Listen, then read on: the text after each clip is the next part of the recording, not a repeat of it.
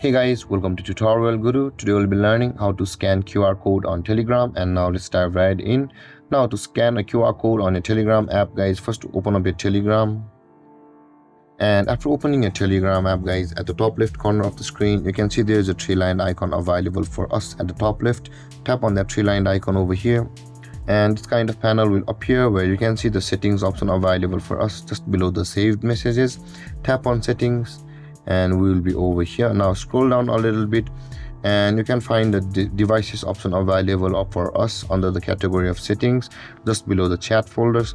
Tap on devices and this kind of interface will appear where you can see there is the link desktop device where you can see there is a link desktop device option available for us. Now in order to scan the QR code on Telegram, tap on it and you can see, guys, this kind of camera will open where you will be able to scan your QR code from over here, and make sure that the QR code is placed on this box of the camera, and your Telegram app on your phone will scan that QR code on Telegram.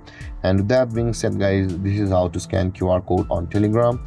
And if you have any confusions or questions regarding the topic, feel free to comment in the comment section below, and don't forget to like, subscribe and hit that bell icon for more videos. Thank you for watching, guys. Peace.